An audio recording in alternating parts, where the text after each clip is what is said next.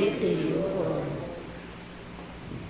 Some Sadducees, who say there is no resurrection, came to Jesus and put this question to him, saying, Teacher, Moses wrote for us, if someone's brother dies, leaving a wife but no child, his brother must take the wife and raise up descendants for his brother.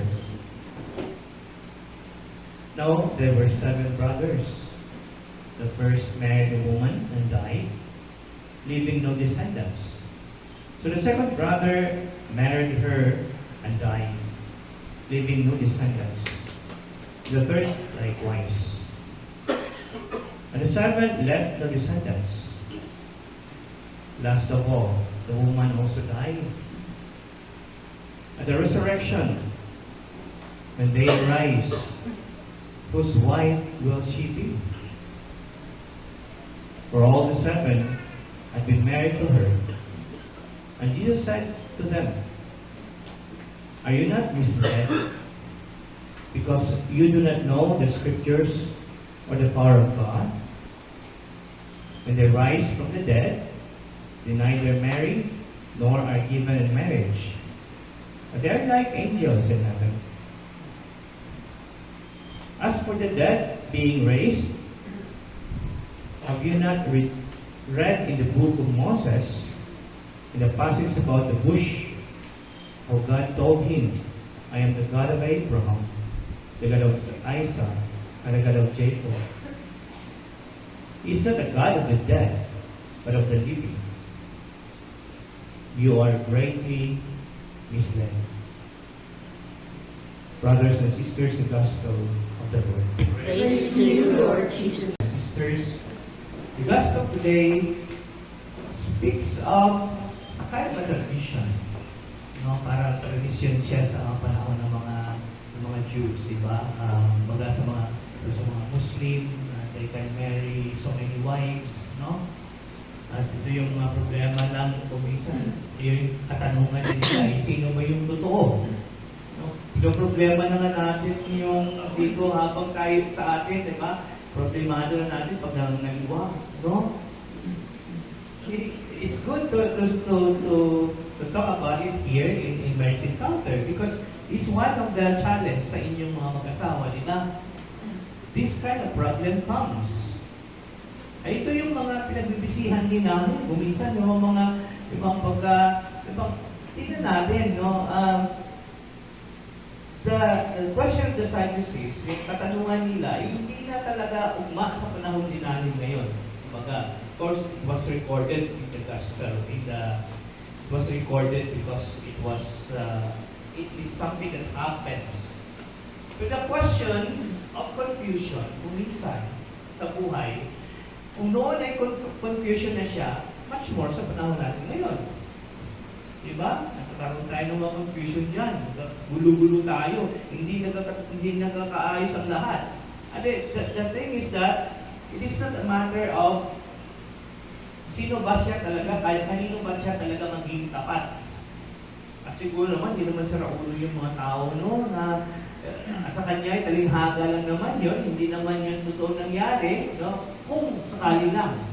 Diba? Yun naman yung kwento lang kung sakali lang, hindi yun talaga nangyari. Kasi walang tao na okay, asawa ng kapatid ko yan, ang aasawahan ko. Diba? Para bang hindi naman, even itong mga Jew, they will not do that. No? Hindi nila gagawin yun. So, pero, just for the sake of argumentation, no? Kailangan tayo ng arguments. Magiging sino ba siya? And Jesus tell them, sino nga ba talaga ang pinaniniwala natin? Is it the God of the dead or the God who is alive? Buhay naman talaga ang Diyos eh, no? Alam natin lahat yan, buhay ang Diyos. He's a God of life. Kaya nga, kahit na yung mga masses natin for the dead, it is a God of life. we are alive on the other side. No? Everyone will become angels. Magkakilala tayo. Pero hindi na tayo magkakaroon ng kanya-kanyang bahay doon. No? Hindi na magkakaroon ng squatter doon. Diba? Lahat tayo, magkakilala tayo, we will know each other when we arrive on the other side. But we will be just like angels, no? For one another. So we are all candidates to become angels. No? I wanted to be an angel. No? Hindi ko alam kung sino gusto maging devil. Diba?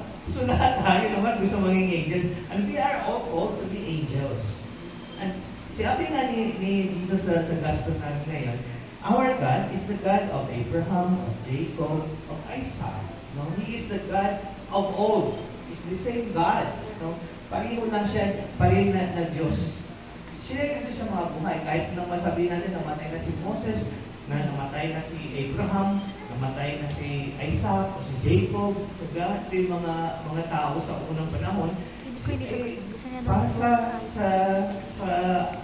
Diyos, lahat sila buhay on the other side. Kung titingnan mo, have you noticed may mga programa tayo yung paranormals na mga YouTube, di ba? Yung mga YouTube sa paranormals, na pupunta sa cemetery, tapos kakausapin nila yung mga spirits. Di ba? Buhay ang spirits ng tao. Espiritu ng tao. Nakikipag-communicate sila sa atin. Hindi na sila nagpapakita sa atin dahil sigurado natatakot tayo. Di ba? O, sino gusto makakita? Diba? Walang may isa sa atin na gusto makakita sa kanila. Pero they are alive. Meaning to say, they know what happened in life. Kaya habang tayo narito, habang tayo may pagkakataon pa sa buhay, let us, kaya naman natin ituwid yung buhay natin. Yung katapatan natin sa Diyos, ang pinakamahalaga. Diba? Kung sino yung magiging tapat talaga sa Kanya. Sabi nga ni Jesus, di ba? Ang Diyos natin ay Diyos ng buhay. Hindi siya Diyos ng mga patay. Do not keep on thinking of those people that as if God is no longer here. God is alive. God is with us. Kaya nga iniwan niya sa atin ang Espiritu Santo, di ba? No? There's the God, the Spirit of God left among us who keeps on guiding us in life.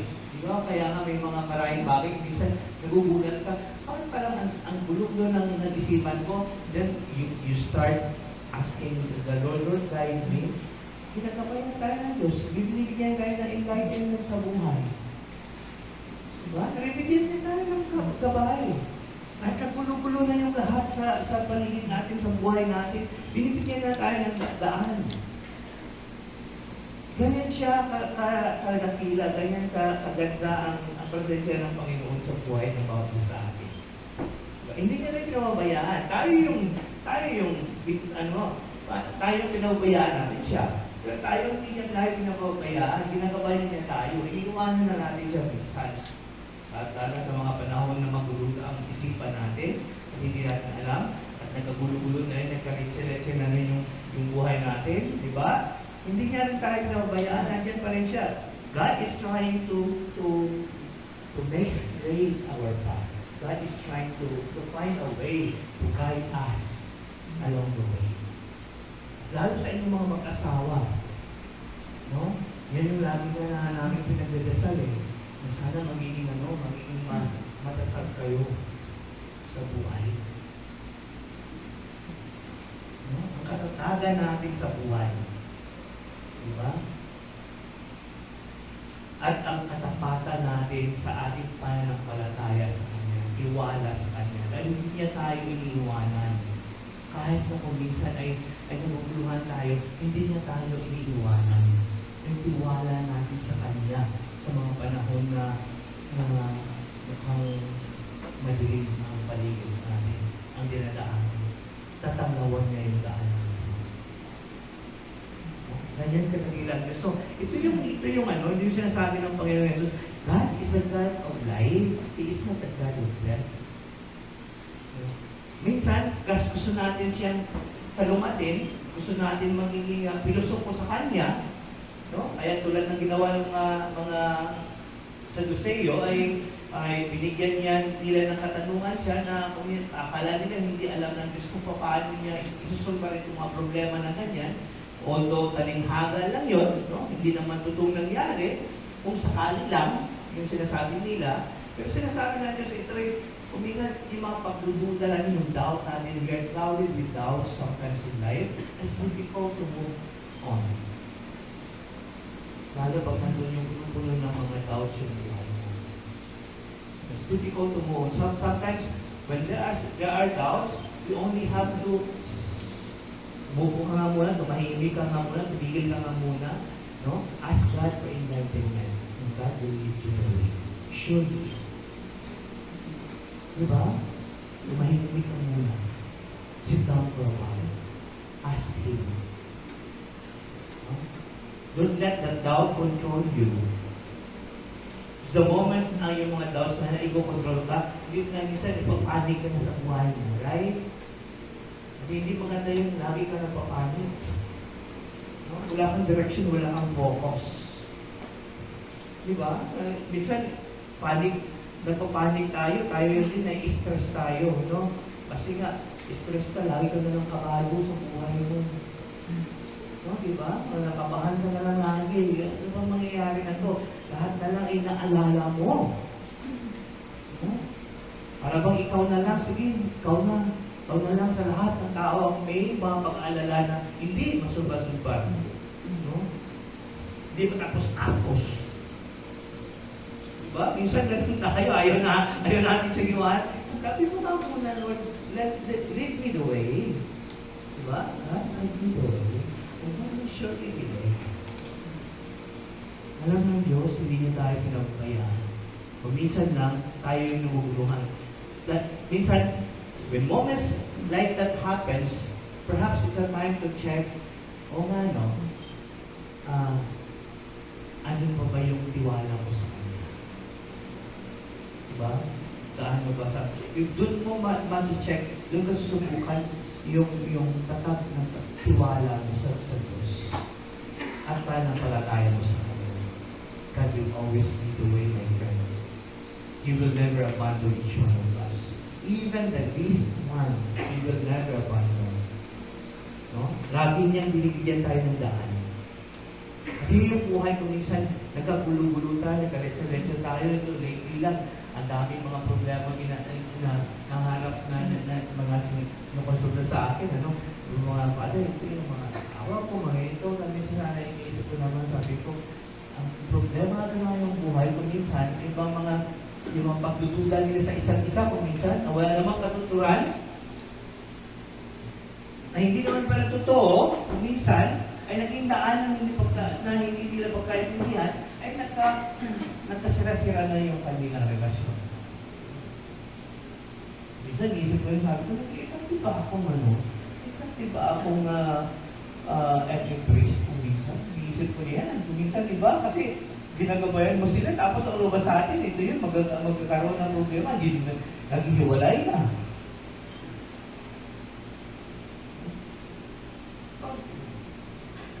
Pero na isang bagay din na natutuwa ko, kasi minsan yung mga ibang reliyon na naging kasama din namin, kasama din sa mga ME namin, tulad na iglesia, galing na iglesia, tapos nandyan sa ME namin, tuloy-tuloy naman silang kumukonsulta sa akin, no? Sabi ko na, maganda na meta, pero nandun yung ano yan, no? Sa kanilang para sa kanilang pagsasama. Sa katatagan na pagsasama nila. Ito yung minsan nakakagulat din, no? Pero ito yung bagay na siguro matutunan ng bawat sa atin. Yung tiwala natin sa Diyos. Kasi siya yung talagang gumagabay. Siya yung kumikilos sa buhay ng bawat sa atin. Sa mga panahon ng mga pagsubok, kumikilos siya, hindi niya tayo pinatalikuran. Sa mga panahon hindi natin maintindihan ng lahat, kumikilos siya. Ang kailangan na dahil, tiwala, Lord, sa iyo lang lahat ito. I trust you. Leader. No? Hindi ko alam kung paano may itong daan ngayon, Lord. Leader, let me follow you. Diba? And that is faith. God will lead us to that faith. Ayun yung nais na sana natin matutunan, magtiwala sa Kanya. Huwag tayong mabahala din sa mga bagay-bagay sa paligid natin. Huwag na natin problemahin kung sino magiging tulad ng magiging o sino magiging asawa niya. Huwag natin problemahin yun.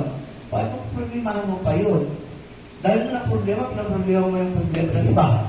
Pati problema ng kapitbahay mo, pinaproblema mo pa. Diba? Kung minsan, makikita mo, sige susumbong sa'yo yung mga kapitbahay mo, pinaproblema mo. Diba? May sinusumbong sa'yo yung problema, pag-uli mo sa bahay mo, parang lupay-pray ka rin. Bakit mo dala-dala yun? Nagpalabas lang naman ng kanyang sama ng loob yun, di ba? Tapos nadadala mo. Tapos kumanyawaya, tinitingnan mo na yung doon sa apektado ka, apektado na rin yung mga tao sa paligid ng bahay mo. O. Kinuwento lang ng kapitbahay mo na yung asawa niya, ganito, pinadudahan nila ng asawa mo, baka yung asawa mo, ganun din. Di ba? Kung minsan, ganyan yung mga problema at dala-dala natin. Alam nyo, ito yung minsan, kailangan isang tradisyon ng mga Hudyo na gusto ko, yung nilalagyan nila ng banga din sa labas ng bahay nila. Yung mga tubig, banga ng tubig, na pag pumasok sa bahay, naghugas na sila ng paa. Parang cleansing, Lahat ng dala-dala ko doon sa labas, iiwanan ko dito sa labas. Hindi ko ipapasok sa loob ng bahay ko. Parang ganun yung ritual ngayon. Paglabas ko ng bahay din, maghugas na rin sila ng paa, lalabas na sila. No? Hindi ko dadalhin yung problema ko sa loob ng tahanan doon sa mga transaksyon ko sa labas. At hindi ko rin dadalhin ang mga pangyayari sa labas dito sa loob ng tahanan ko. Iingatan ko siya o proteksyonan ko siya. Diba? Ang ganda ng konsepto nila. Yung mga bagay na siguro kailangan din minsan matutunan natin, tradisyon lang naman yun, pero mga bagay na kuminsan, let's leave everything behind and go forward. Do not let it affect our life. Do not let it affect our relationship with God and our relationship with one another. Diba? So ito yung mga bagay na siguro pinatatagat tayo ng Diyos. Ang tiwala natin sa Kanya, ang katapatan natin sa Kanya, ang katatagan ng ating pananampalataya. Yun lang naman kailangan niya eh. Tiwala tayo. Lahat naman tayo susubukan sa buhay, kaibigan. Wala isa sa atin na hindi nasusubukan na. Maraming problema dyan, napagpaliin natin. Dami natin hinarap na problema. Pero kung alam natin, di ba, ang tiwala natin sa Kanya at katapatan natin sa Kanya nandiyan, alam natin lahat ng ito'y nalalampasan. Di ba? Nalalampasan natin lahat. Huwag natin kalikuran at isipin natin ang Diyos at siyang gumagabay lagi sa atin sa lahat. No? But let us be more people of a God who is a living God. But a God who is so active in our life. No? Yan yung God natin, aktibo. Ang presensya niya ay nandoon. Kasi yung Diyos na ating pinagbibiwalaan. Amen? Amen.